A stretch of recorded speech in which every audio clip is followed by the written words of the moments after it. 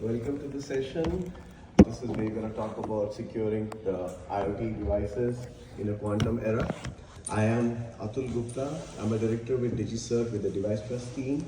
The way I'll do it is we'll go through the slides, presentation, and then we'll do the workshop where you just need a Ubuntu VM 2204 or 24 and we'll just run this flow. So what the session is all about, obviously I think so all of you guys are aware of the IoT devices, basically the different protocols, the communication protocols they use, and how we are protecting is basically through cryptography. So none of those sessions are no longer quantum safe. Now, maybe most of you are aware of this thing, but if somebody is not, why now? Why is there an urgency? We know that asymmetric cryptography or even the symmetric cryptography is weaker because of quantum computer, but you don't have a quantum computer with enough qubits to actually break an RSA-2K or ECDSA right now. But the problem is that there is a concept which is harvest now, decrypt later. IoT devices are there for 10 years, 20 years. The problem is that if somebody is able to steal your data or is able to harvest that data now, 4 years from now, he's going to be able to take a quantum computer, decrypt the data, and their data is going to still be relevant. So that's the whole problem, and that is why the whole urgency that we need to move towards PQC, at least, and then especially the traffic which is going over the wire, like the transport layer security or any security we have. NIST just last year obviously has finally, they had projects and they were finalizing the algorithm, but they have released the final version of the 3 post-quantum algorithms, the ML-KEM, ML-DSA, and obviously SLH-DSA. Mainly, since we have the algorithms now, we can extend our solutions to start using these algorithms. And that's what this session is about. So what I'm going to showcase is, I don't know if everybody is aware of MQTT, a lightweight pub/sub protocol used by IoT devices. So basically, MQTT can run over TLS, so that's MQTTS.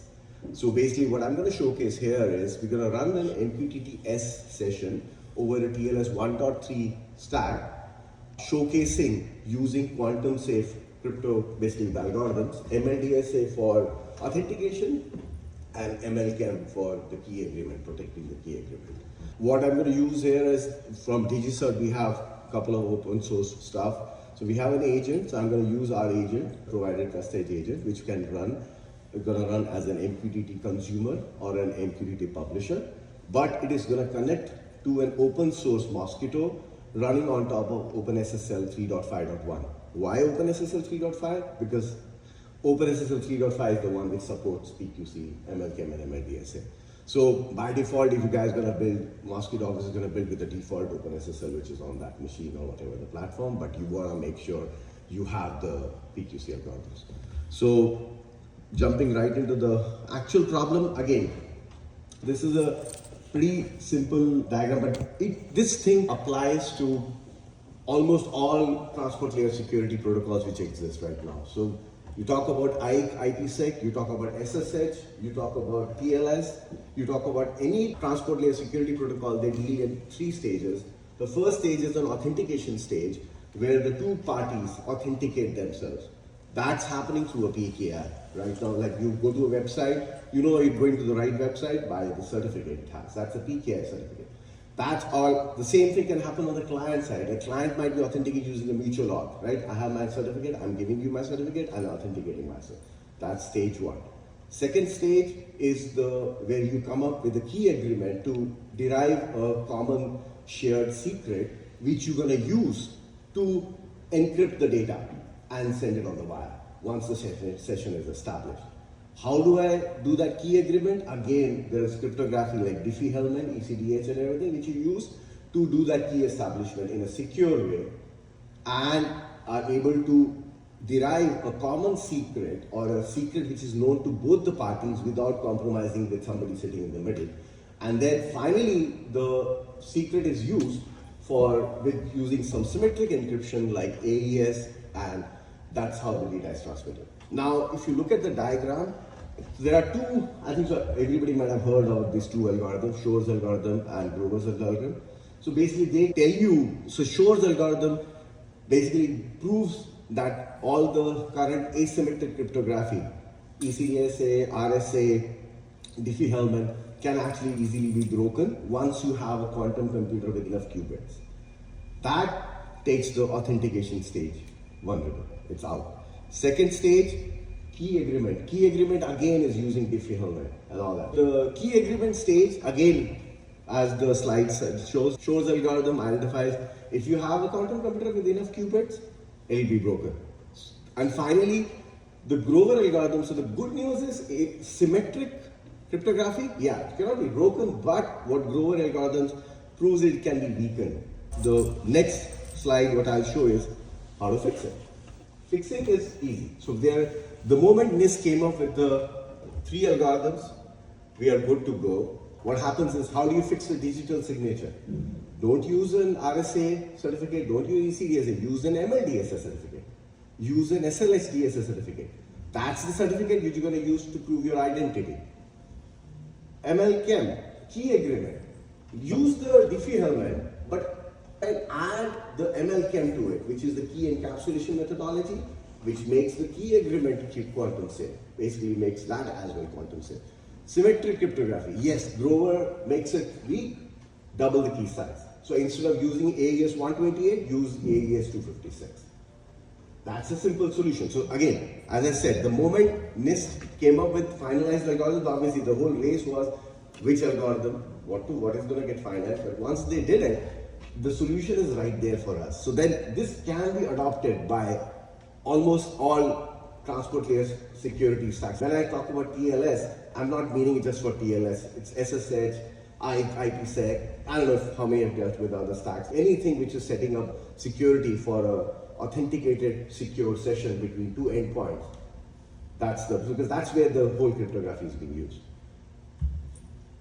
IoT regulations, we have all these bodies, we have all these standards all over the world. So this diagram, CSA Matter Alliance is already thinking of adding PQC. We are already talking about Cyber Resilience Act in Europe. Now, the good thing is, actually it's a double-edged thing. Actually, they are adopting PQC and they are actually enforcing it. Now, they are making it mandatory that you won't sell a device unless it has a CRA stamp on it in Europe, right? You can't put it out. Now, if CRA comes back that you need PQC, you have to have it. Otherwise, you'll get fined or you can't market your device or you can't market your product. So that's the good news. Everybody's looking at it, everybody's trying to get on the standards, and we do have a solution. But the reality, so that's where the bad news is. The bad news is that transition is going to be complex and it's going to be really messy because all these devices is a connected ecosystem. There are too many players, there are too many standards, there are too many bodies. Everybody is working at their own pace. Standards are still being finalized.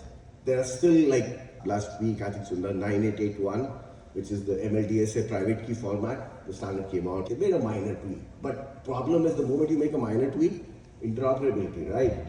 In this case, it was more of a private key, so it doesn't affect, but the private key, the way it is spitted out, but my demo would have stopped working, because my demo, the way it worked, I'll show you. It uses TrustEdge to spit out a private key and a certificate, and that private key is used by my OpenSSL Mosquitto. If I would have implemented with the current standard, that private key, OpenSSL won't be able to read. Anyway, so the point is that it's not as simple.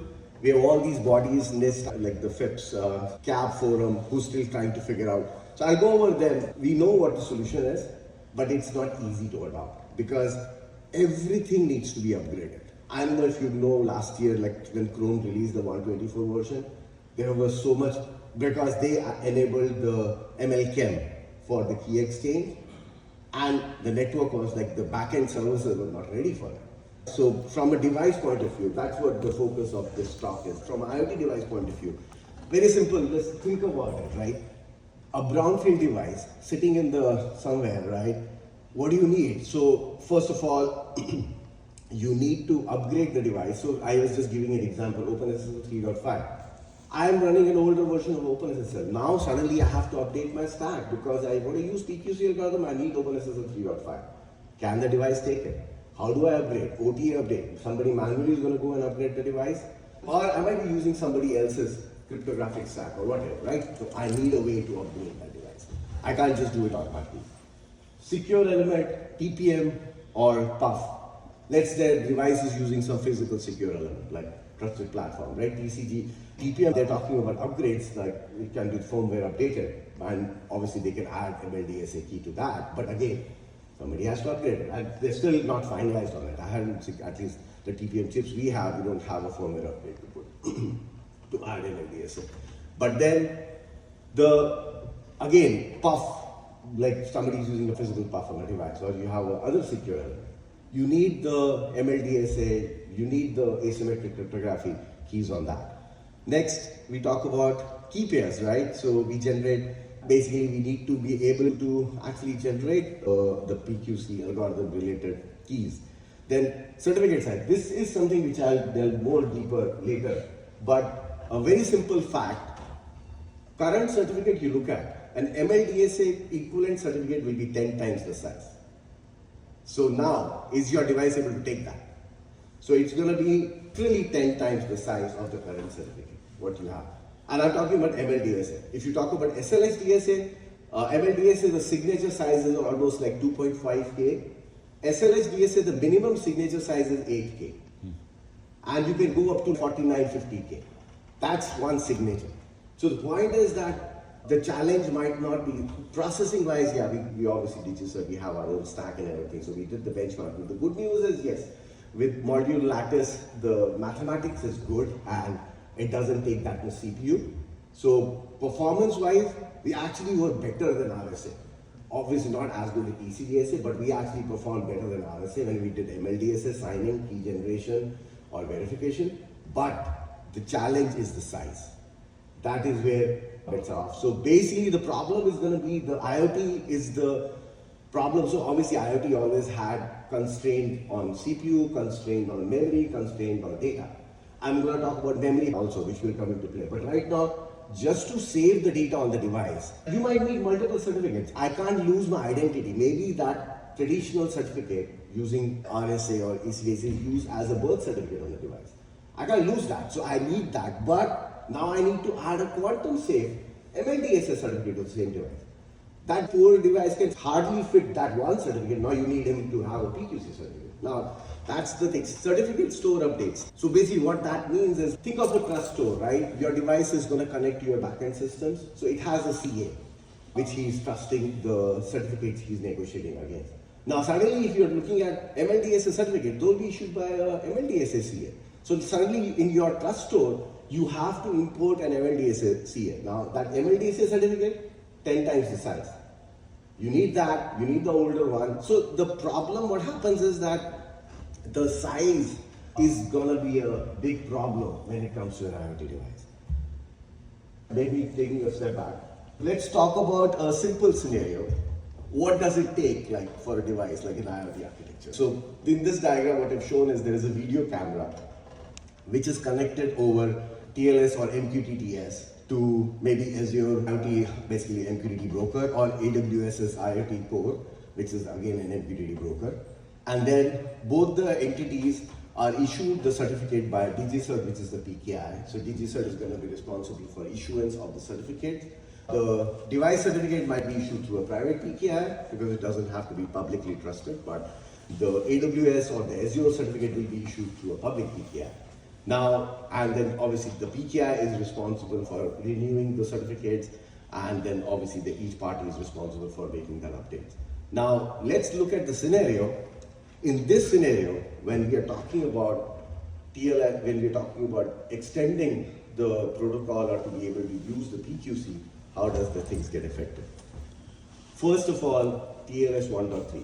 TLS 1.3 is an immediate thing which got affected because everybody on the web uses TLS 1.3. Everybody, that's the de facto base thing, so that's why it came out. TLS is the basic issue. It brought out the problem which is happening because first of all, TLS 1.2, it is feature frozen, so you cannot use TLS 1.2. So what does this entail is, yes, so TLS 1.3 does support your ability to extend to PQC algorithms, but what happens when your server doesn't allow you to upgrade to TLS 1.3? And you would be surprised, Azure IoT Hub does not support TLS 1.3. Azure DPS does not support TLS 1.3. Azure Event Grid does, AWS IoT Core does. Now the problem is that you have a device, I'm going to go and update to TLS 1.3, but if the remote guy I'm connecting to doesn't support that, what am I going to do?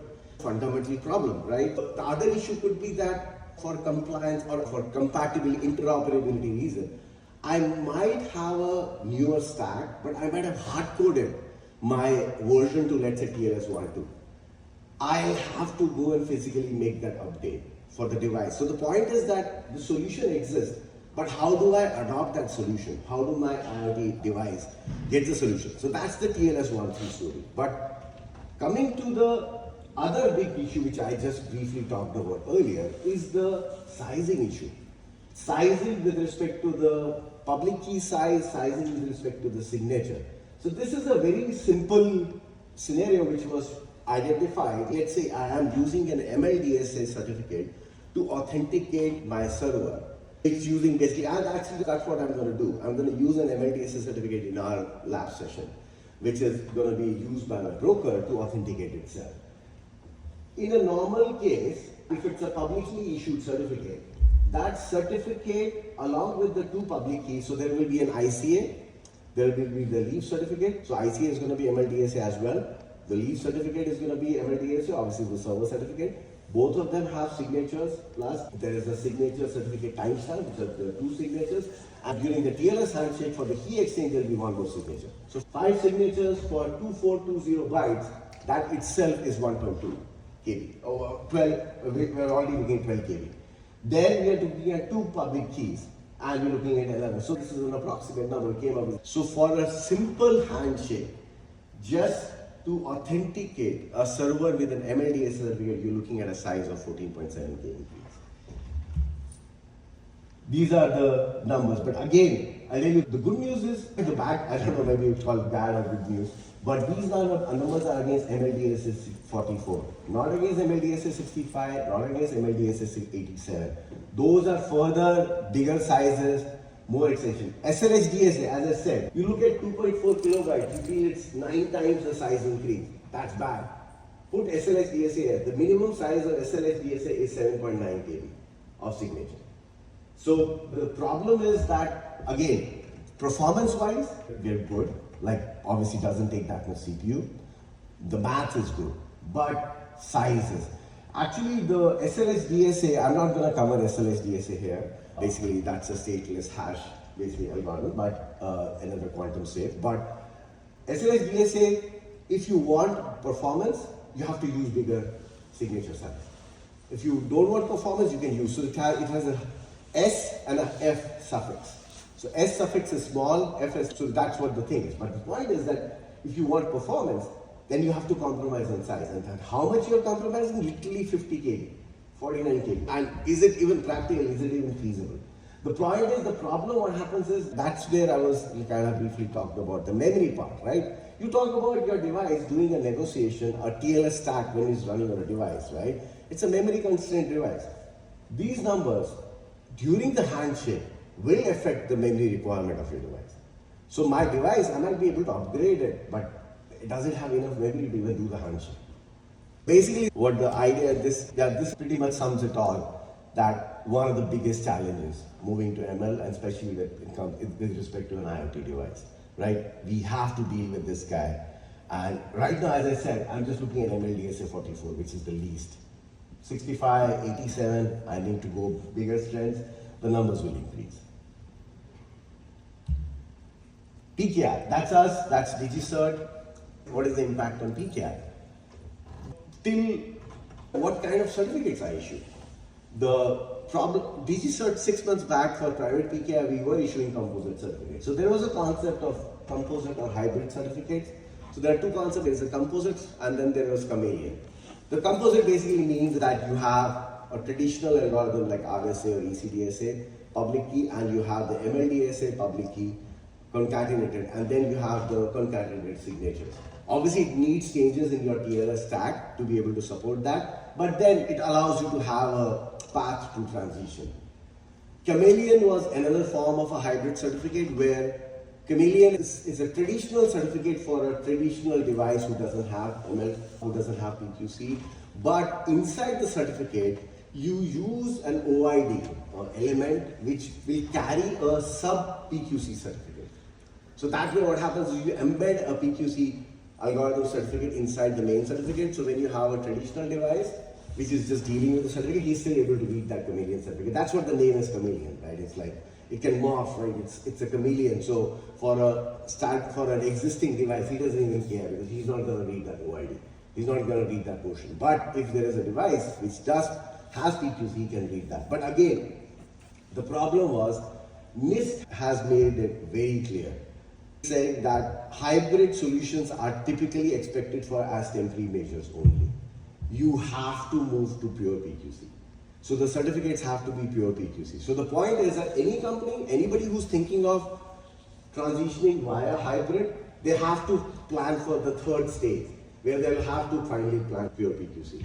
So from DigiCert point of view, now we do issue PQC certificates now, but we are only issuing pure PQC certificates. So you can get an ML-DSA, SLH-DSA certificate from DigiCert, but no more hybrid certificates we have software support, because there's no point when NIST had already put that thing. You're just increasing your own complexity. You're just increasing work on the customer. If he has to do the work, let's do the work right there, which is approvable, which is certifiable, which is as per compliance. Second thing, this is the challenge obviously we face as PKI. We use hardware secure element, like hardware secure HSM modules, HSM for the root CAs and everything. They need to support PQC. The HSMs, whether it's Thales or whosoever HSM you're using, they need to support PQC. They need to be able to support SLH-DSA, ML-DSA. That's the challenge. And then the third challenge I briefly talked about. Standards are still evolving. I know they've finalized the 3 algorithms, but there are so many bodies. The point is, yeah, maybe things are much better than what they were maybe 6 months back, right now. But again, that's one of the challenges. And then finally, the challenge is what I talked about from the backend point of view. So this is exactly that. Azure IoT Hub not supporting TLS 1.3. Azure DPS or some other endpoint, your gateway you're connecting via, or your load balancer, or your proxy, right? Whosoever is terminating your TLS session, does it support PQC? Does it support TLS 1.3? What does it take for us to upgrade that guy? How do we upgrade it? Does it take? So at the end of the day, it is all a connected ecosystem and everybody will have to be upgraded. And everybody will have to deal with the size challenge. The good news is that there is no computing challenge, but everybody will have to deal with the size challenge, the software update challenge, or whatever. It is not as easy. The solution is there, but applying the solution is the challenge here. I can show you one more slide. This is the slide we did a performance benchmarking with our own stack. So DigiCert does offer our own stack where we do offer ML-DSA, SLH-DSA. So we have a cryptographic stack. We just did some basic exercise. So that's what I was talking about. If you look at the last bottom 4 rows, you'll see that the performance might be better, if not bad. It actually is the other way around. But the problem is that the first 3 rows, that is where the challenges are, right? And then again, we are only talking about RSA. ECDSA is much smaller. So RSA is 256 bytes. ECDSA private key, or that's the public key, but ECDSA private key is 32 bytes. So if somebody is using ECDSA right now with a private key of 32 bytes, in ECDSA maybe the public key is 64 bytes, but with the 32, I'm talking about the same strength as RSA 2K. So ECDSA 256. So point is that if I'm comparing with RSA, I'm already looking at a higher set of numbers. But I'm assuming that obviously everybody is good with RSA. So that could be using that. So that way they've already taken care of that enough space to manage to have an RSA key and so. But yeah, so that's the challenge here. I'm gonna, if anybody has any questions, but then I'm gonna go through a few more slides. These are more DigiCert related slides. This is our DigiCert has our DigiCert 1, a unified platform, which is a digital trust platform. This is our offering where we offer digital certificates. You can do certificate management. So we have products like TLM, DNS services. We encompass all digital trust use cases and try to provide a solution for digital trust for content, devices, machines, software. We started looking at AI agents also, whereas to how to protect, basically secure LLM, like how to prove the authenticity is not be corrupted and all that. And then from our DigiCert 1 point of view, we do already have support for all the current 3 NIST algorithms which are approved. So we do have ML-KEM, ML-DSA and SLH-DSA. So ML-KEM and ML-DSA, as I talked about, module lattice quantum safe algorithms.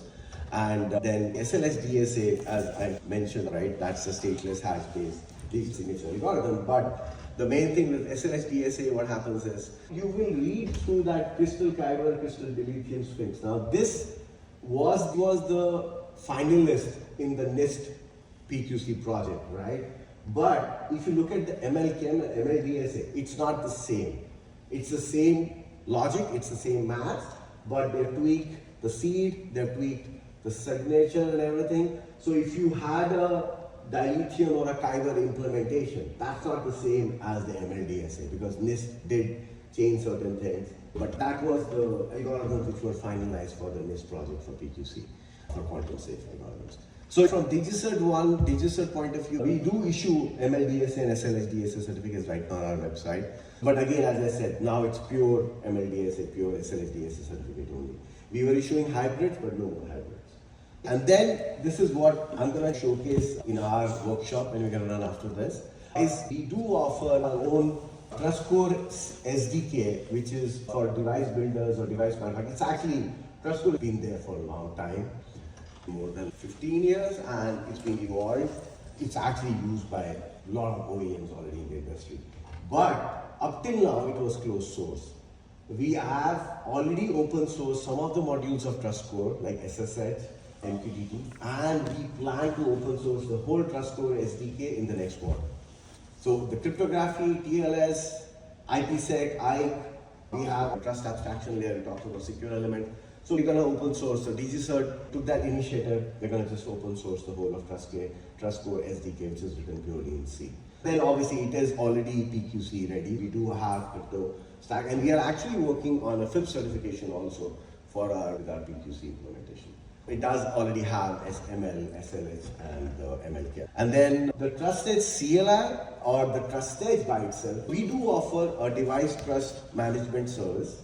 So a TrustEdge is our client which runs as a service on a device, which can be for devices which are managed through our Digi Device Trust Manager. So we have a backend service Device Trust Manager which allows you to manage the whole lifecycle of different devices, associate security policies against them. It's the device management platform. And the TrustEdge agent is the agent we give you or give the customers like the OEMs or whoever we work with. They can deploy on their device, and that agent talks MQTT, and he's able to communicate and apply their policies on the device on the behalf of the device to attack services. But the TrustEdge agent can also be used in the CLI mode, something very similar to OpenSSL. So the TrustEdge agent, and that's what we're going to use in our demo. So I'm going to use the TrustEdge agent to issue a key, a ML-DSA key, and issue an ICA certificate with that key, and then use the TrustEdge agent to use that ICA or the CA to sign the subsequent certificate I'm going to issue. So again, so TrustEdge agent literally in the command line mode can be used as a tool to perform device tasks. So you don't really have to use like TrustEdge agent only when you're talking to a device-based services or manager at the back end. So that's again, so our TrustEdge agent is a tool we provide. Again, there's an open source or there's a public repo where you can, that's what I'm going to show in the demo. You can literally download the TrustEdge agent from there. But right now it's not open source, but again, the plan is after we're done with the TrustEdge agent will also be open source. So we literally are going to be open sourcing. So currently I'm going to use the TrustEdge agent as an MQTT client. Plus I'm going to use it for generating my certificate and the key. But one more thing is like what you can do with the TrustEdge agent is we also support, like I think so some of the customers for us, like if they want to run EST or SCEP, I don't know if you're aware of the certificate enrollment protocols. This is EST, and then there's a SCEP, Simple Certificate Enrollment Protocol. So the TrustEdge agent already implements that client implementation for that. And then finally, this is our TrustCore stack, the TrustCore SDK stack, which this is what we're gonna just open source. The good thing about the stack is obviously is the way it was written closed source and it was written from ground up by us. We made sure that everything was abstracted. So the way, if you look at the stack, is if the application sitting on top can talk to our APIs or the interface, or the, as we say, there's a crypto interface layer, which can make, or for that matter through NanoTap to Nano SMP, a secure module, basically the interface which can talk to TPM, PKCS11 libraries or Opti trusted applications. The idea is that an application can be completely agnostic to the underneath crypto or to the underneath secure element he's talking to. And what is the benefit? We talk about crypto agility, right? But the point is that for the crypto agility to happen, your application has to be unaware and not have any knowledge about what is underneath. So that tomorrow, when I say that, you know what, I need to switch all these RSA keys with ML-DSA keys, application doesn't care. So what application should be doing is, he reads the key, deserializes the key, gets the key session, calls the signing operation. Whether the deserialized key came from an ML-DSA key or came from an RSA key, why is there an application problem? So in theory, if you do write an application in an abstracted way using these APIs, that was the whole value we proposed to our customers who use our stack.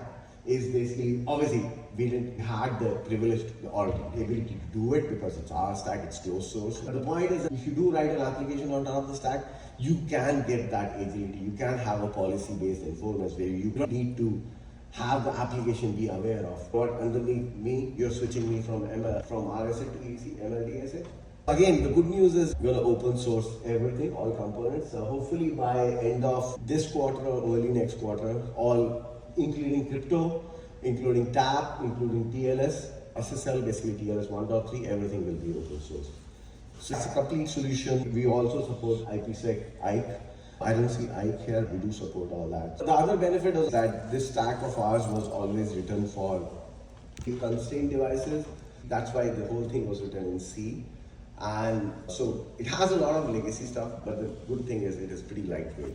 And you have the ability to only compile what you want, in the sense. It's not one monolithic image where, that's where the problem I think people face with OpenSSL, right? You have to build one big monolithic blob, which is big, right? But with Trust Code, there's a TrustEdge CLI that will give you the libraries where you can just build what you want. So all the talk about the problem, how to get to the solution. But now the lab is what I'm going to showcase here is actually the solution. So this is the environment. So this is the everybody, if you have access, you can go to this URL. So this is the, I'm going to just follow the README and I'm going to just go step by step. So what you need is, you need a Ubuntu 22.04 or higher. So I have on my MacBook, I'm running an Ubuntu 24 VM. So I'm just going to run that. So what I'm going to do is, we can clone that repo. So if you go to that URL, you can go to that URL, open that, and then you can clone the repo, which is the TrustEdge repo. And everything is there in that TrustEdge repo. So this PQC examples. So what that demo is going to be, I have a diagram and everything. But yeah, but the main thing is, this thing is going to be now showing an MQTT handshake over a TLS 1.3 where PQC algorithms in action. So what we're going to do is, we're going to have the MQTT broker authenticate itself using an ML-DSA certificate on the TLS 1.3 handshake, and then we're gonna make sure that TrustEdge, the client, which is the consumer and the publisher for the MQTT, is able to talk that and verify ML-DSA certificate, and then it'll be able to use ML-KEM for the key agreement. Once the demo is done, we have already extended our trust agent. He is gonna actually spit out the pre-shared secrets in a client key.txt file. So I'll be able to import that file and take that PCAP Wireshark trace of the TLS and show you the actual data. I'll show you the ML-DSA certificate. I'll be able to show you in the Wireshark everything the way handshake happened. So let me do one thing.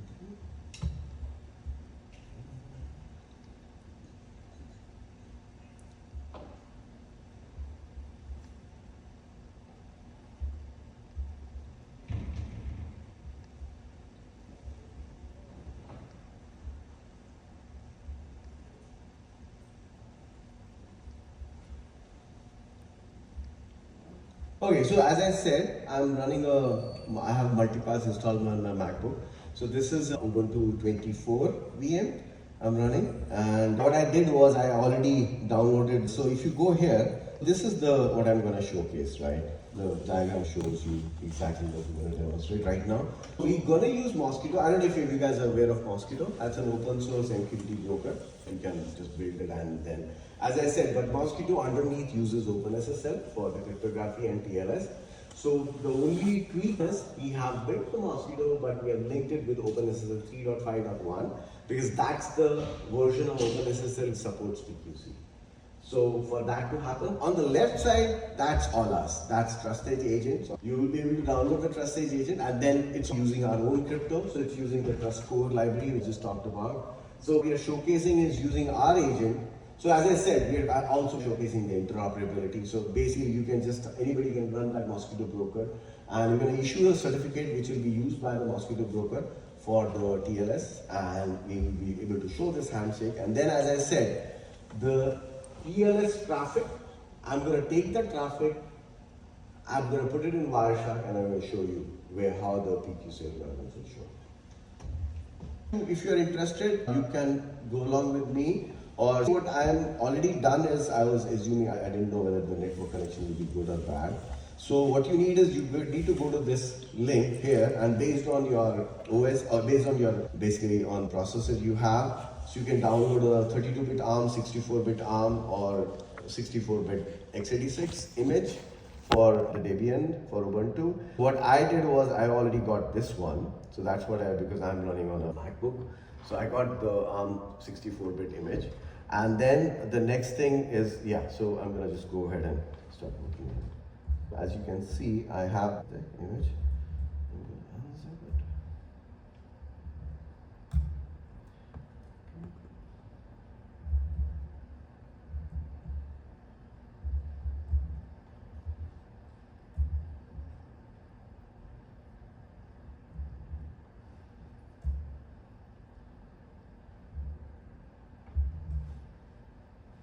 So I basically installed TrustEdge on my VM. So up to you if somebody wants to follow. I don't know if you're doing it. I can slow down whenever. So what I've done is I've extracted the TrustEdge. Again, I'm not going to deviate too much. I'll show you where exactly if there is a deviation. But what I've done is I've installed the TrustEdge, and so that's the TrustEdge, the URL which is shown there, and then I can run the TrustEdge version. You will be able to see this is the version of TrustEdge which is installed on my VM. It's a clean VM. The only thing I had was I cloned the TrustEdge repo, and I had the binary. That's what I did. Now the next thing I'm going to do is obviously the TrustEdge. If you notice that everything on TrustEdge, etc, the default folder we use is etc DigiCert. And what it did, it created a user, basically TrustEdge and the group TrustEdge. So what I'm going to do is I'm just going to add my existing user, which I'm assuming is going to be Ubuntu, to the same group. And then for this change to take effect, my new session, I don't want to log in. I can just do a new group, and it should show up. Perfect. It has TrustEdge. Yes. So the next step is to clone the TrustEdge repository. So you can just clone the Git repo. As I said, it's a public repo, and that has the demo. So you can literally, you can do it at home. Like you can clone the repo just on a single VM. You can run the whole TLS 1.3 handshake, and you can see how it likes. So the good news with that, as I said, since it's our own TrustEdge, we have a flag. I'll show you this environment flag, which is for a demo purpose, but it creates that tweak where you can spit out the shared secret. Because if you look at TLS 1.3 traffic on Wireshark, everything after the second server hello is going to be encrypted. Because even the handshake in TLS 1.3 is encrypted. So how do I see the data? That's where the client key or text comes in play. So we actually have an environment variable. If you define that, TrustEdge will spit out the keys as well in that file. The next thing I'm going to do is clone the repository. So I actually did already clone the repository in the hotel yesterday night.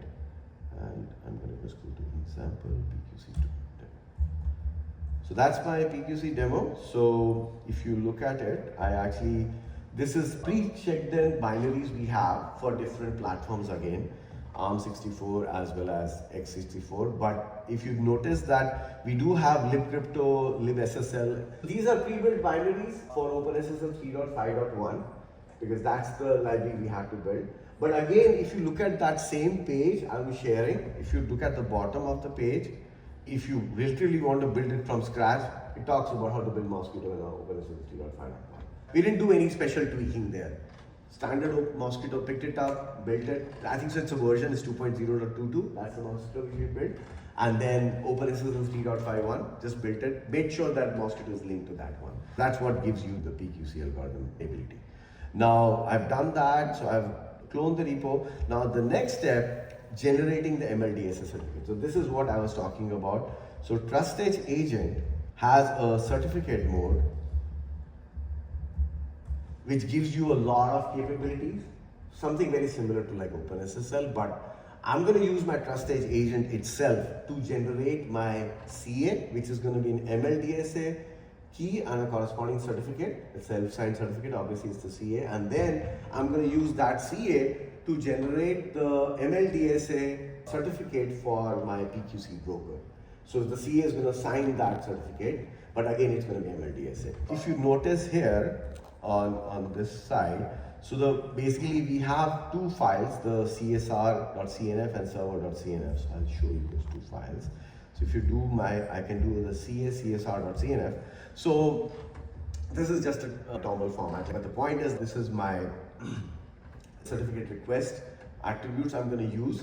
So if you look at it, this is the CSR attributes I'm going to use for issuing my CA file. And the key obviously is going to be ML-DSA. And then the other one, which is my server.csr.com. So this is the CSR I'm going to use to issue my server certificate, which is going to be used by my broker. And I'm going to connect to the broker using the name as MQTT PQC broker.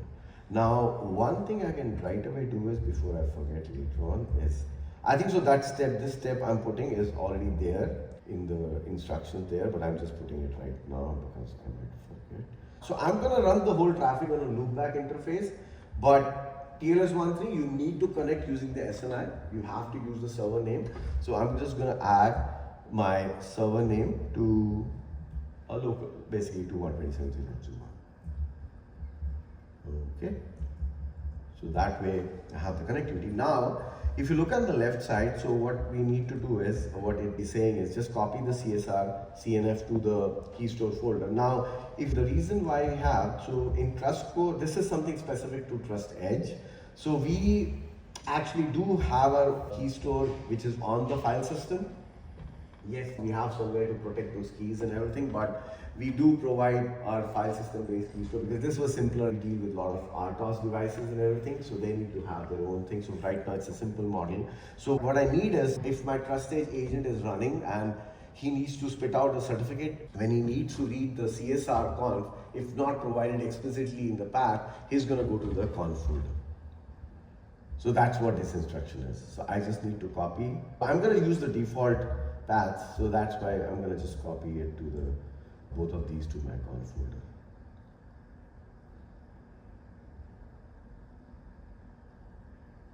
folder. Okay, so now the next step is we're going to do two operations mainly. We're going to spit out a private key, a ML-DSA key, and a corresponding certificate, which is my CA certificate, and then I'm going to use the same CA certificate to spit out the second key for my server and then use the CA to sign the certificate for my server.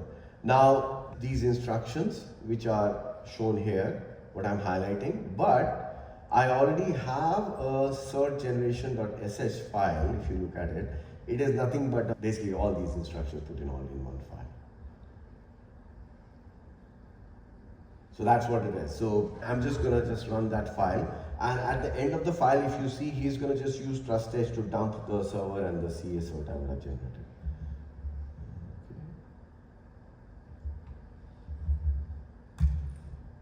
That's it. So it was pretty quick. Yeah, I said like the key generation ML-DSA is like, but this is like, this is a Mac, so obviously it'll be way faster than this. But what has happened now is that I do have on ETC DigiCert key store, you can actually see the two certs. So I just generated a CA PEM and I did a server PEM. I'm assuming that obviously you trust OpenSSL. So what I can do is I can show you this certificate. So again, I'm not using the default OpenSSL on this machine because I want to make sure I can see the ML-KEM, ML-DSA algorithm and everything. So what this shell script is, it's just the OpenSSL library I have in that folder. So this guy is just using that guy. So that way I don't end up using the default OpenSSL on my VM. So what I'm going to do is but it's the same thing. It's just linking the local library, which is in that folder. I'm going to do an x509 -in, and I can do this etc DigiCert, certs, and sorry, my bad, key store, certs, and / let's say the ca.pem,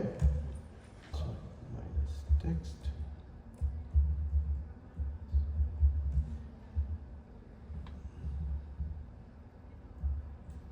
Okay, so this is, one second. So you can see this is actually, you see that signature size?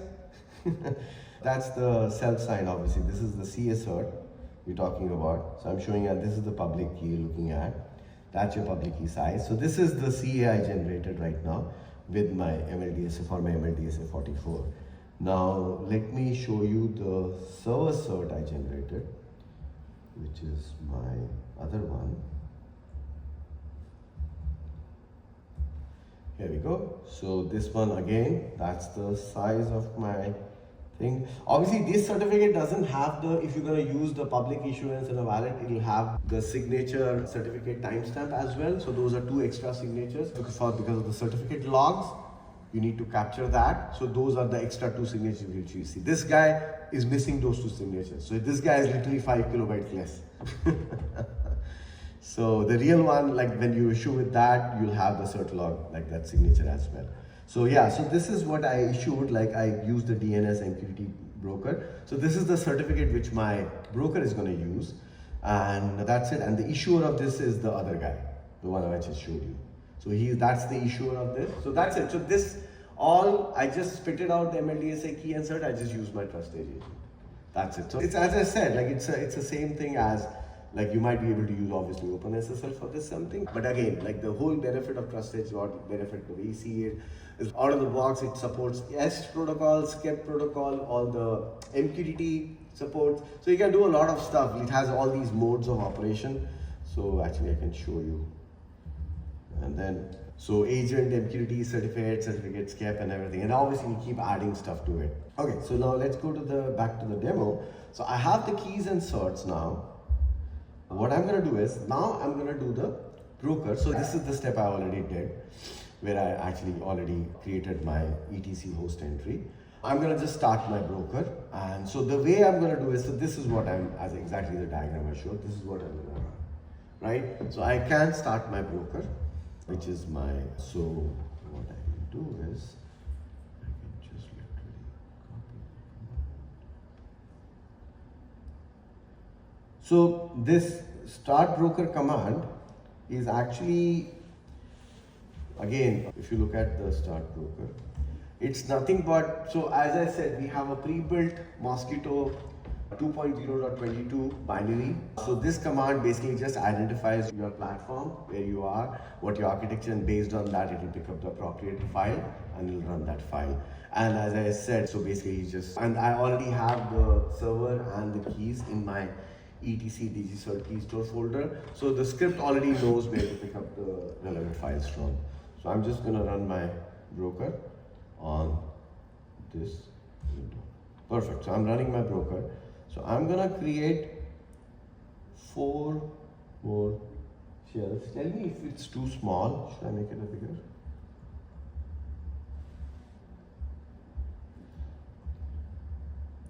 The reason I want to create 4 windows is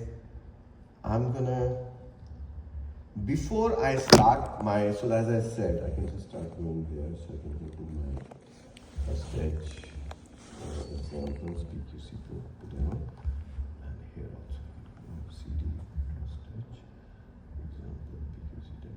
So I'm going to use the shell 2 to run my consumer. So I'm going to run TrustEdge as a consumer which will subscribe to a specific MQTT topic, and it's going to open a TLS connection to my broker, and I'm going to use shell 3 to run my publisher, TrustEdge, as a publisher. So he's going to publish, so he's going to create, I think, 2 publishings, like he's going to send 2 messages. So he's going to open 2 TLS sessions and send a publisher to the specific topic this guy is subscribed on. The 4th window I want to use is for my Wireshark capture. Port 888 3 minus W, what do you want to call it? PQC demo iPhone MQTTS runs on port 8883. That's the standard MQTTS port. MQTT over TLS. That's identified port. And then what I'm doing is I'm just listening on the loopback interface on port 8883 for all the TCP traffic, and that will be written onto my PQC demo file. So the reason I wanted to start is so that once I'm going to start my TrustEdge engine, I'm going to capture the traffic.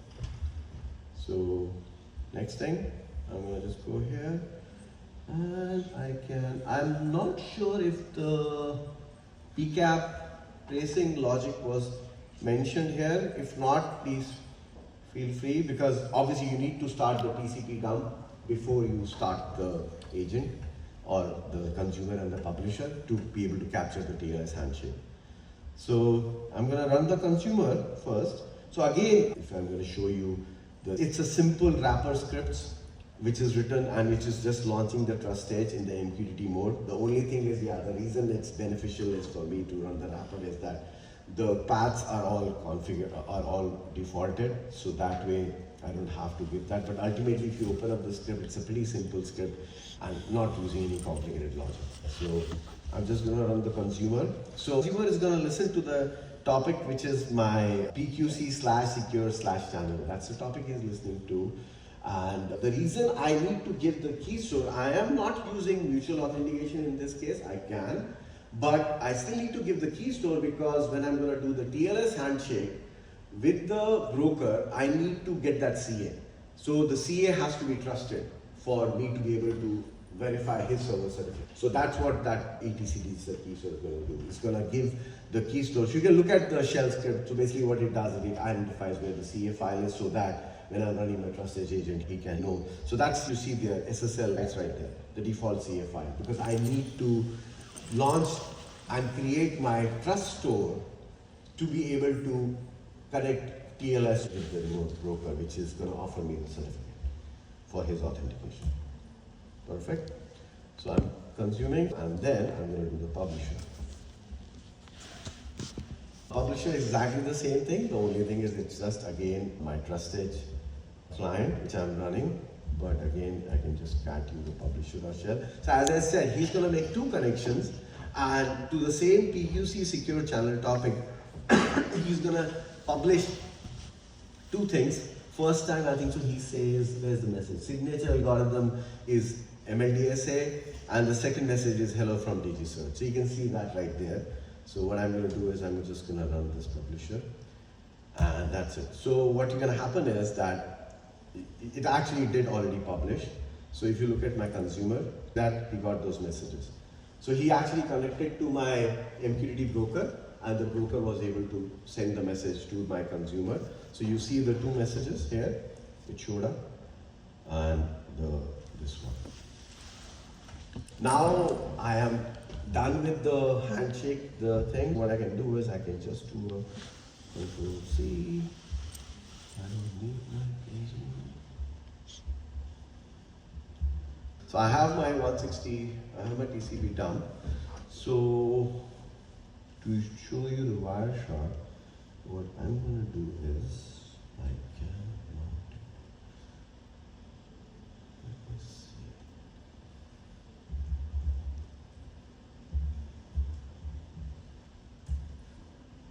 Okay.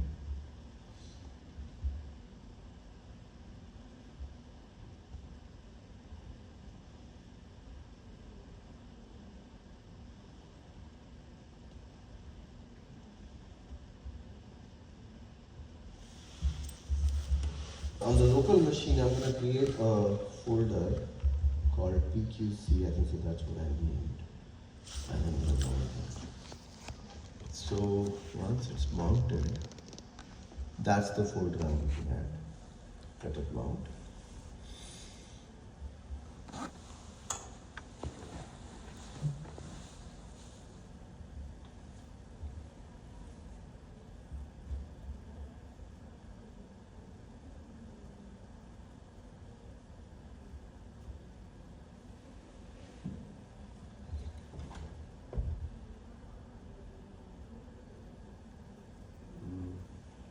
I don't know, I'm having some problem, but I can show you the file. It was actually taken from another session I ran. So basically the files I'm looking at to copy to my host machine is this guy, the TPCAP trace, and the other file, as I said, that if you go to my TrustEdge and go to my, this is something very special with my TrustEdge agent, what he did was, here it actually generated client key.txt. So this is the file which is key, because this file is what you can put it on your Wireshark and he will actually decrypt your data. It will actually decrypt your TLS session.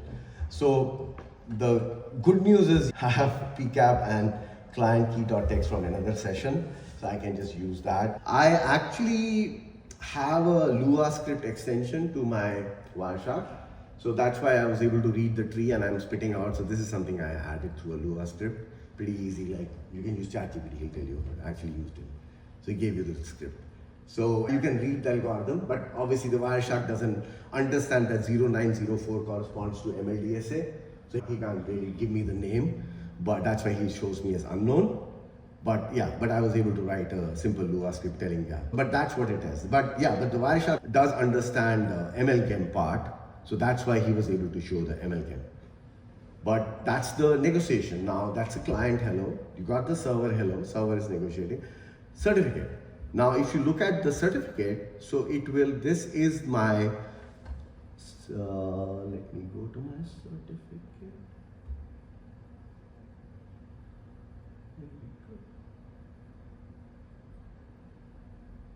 So look at that certificate, it's 4K, but again, as I said, that 4K size is with the current certificate which I spit it out. It doesn't have the 2 signatures. It doesn't have, I'm not doing any ICA. I'm trusting the CA. In a normal case, you'll have 2 certificates here. There'll be an ICA, there will be a leave certificate.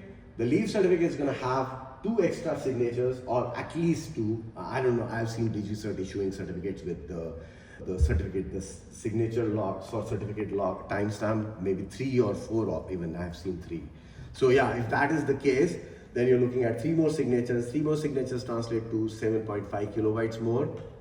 And then obviously 1 more certificate because of the ICA. But yeah, so this is the certificate which I spit it out, and this was what was negotiated. Now this is OID. So good news is NIST did not, the new standard did not switch the OID on us. So we are still able to be compatible. They did have some tweaking on the private key, the way it's managed, but the OID for the ML-DSA signing algorithm, the OID remains same. So this is ML-DSA. And then I can show you that this is the certificate which I had generated. That's the public key, subject. Here we go, so MQTT broker, right? That's the certificate I had generated. So that's what I'm negotiating. So that's it. So basically as simple as that. And then this certificate verify message is going to carry an ML-DSA signature where the server is basically signing his verify message. And then that's it. So this TLS-13 handshake did use ML-DSA for authentication, and it used ML-KEM additional add-on for the key agreement. As I said, the ML-KEM, the way it's used is not similar as Diffie-Hellman.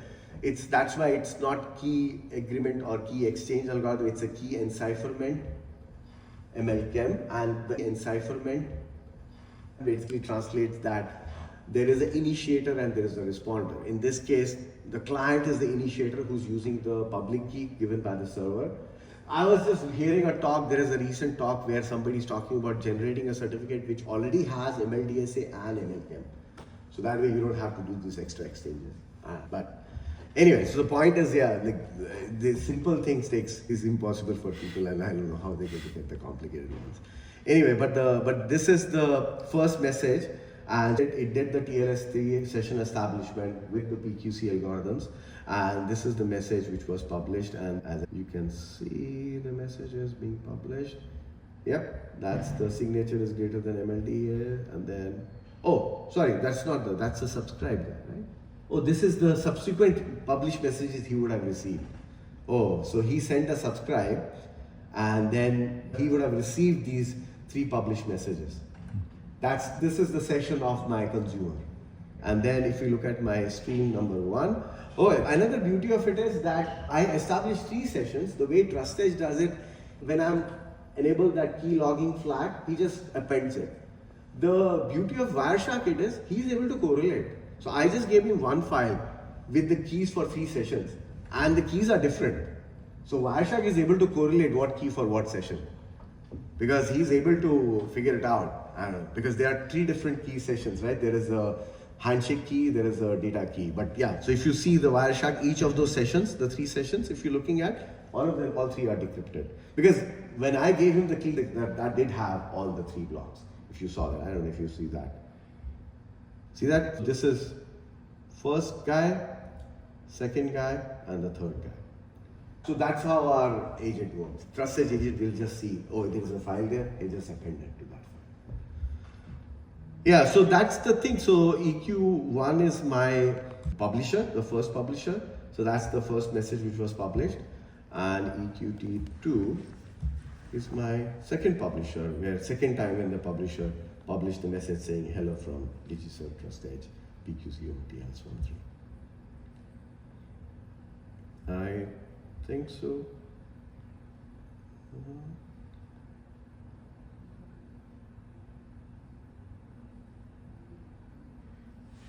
That's it. I don't think I have anything else. If you have any questions, feel free. You have 5 minutes left, or 2 minutes left actually. It's 10:25. Yeah, we're right on time. We started a little bit late. Any questions? I have mics also. Somebody told me these mics do work. Go ahead. Yeah, I think I was curious about was what was the reason why those quantum, algorithms they have pretty good performance, even though the key size are like 2, 3, 8, so more bigger. What's the reason for that? Oh, because that's solved with the maths, because of the maths, right? The module lattice, yeah. So it's all module lattice. So that's what the thing is. That maths is the one which makes it quantum safe. So the whole RSA, the quantum computer, the difficulty of the problem solving, that's what the whole cryptographing is, right? How it's difficult, right? So the whole thing was that if you increase the size of the key by 1 bit, the time it will take to solve that will be double by 1 bit. But that doesn't hold true anymore. But the quantum computer with all the superpositions and the qubits, that's where the SLH, the stateless hash or module lattice, when it comes into play, right? Basically that the mathematics is what makes it quantum safe. But then it comes with this challenge, right? Where, as I said, the ML-DSA is still better. If you look at the stateless hash, the SLH-DSA, the minimum signature size is like 7.9 KB. And that is for a slow operation. For a fast operation, you're looking at like in 20, 30, 40 kilobytes. That's the size of the signature. Yeah, it'll be fast, but I don't know how IoT devices are going to manage that. But the thing is that those are the challenges with that key. The good thing with ML-DSA is that the private key, although I showed the private key size, that is the generated usable private key. But when you actually save the key, you can save the seed. And actually, you're supposed to save the seed because it's like a digest algorithm. It's a one-way path. Because once you generate the private key from the seed, you cannot generate the public key. So you can only have the private key. You can't do it. So for you to be able to regenerate or get the public key, you need to get the seed. The seed is 32 bytes. So you can. So obviously, there are 3 forms in which the key can be split out for ML-DSA. The private key. It can be just the seed, and that's what we did. So in my case, actually it will be funny, like I can show you. If you go to my etc DigiCert install keys,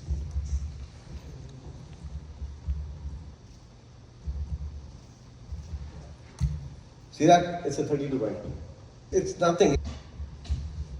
Yes? This is just a 32 byte. So basically, short answer to your question, yeah, that's the math. Right? That's the math. Yeah. Thank you so much. Thank you guys.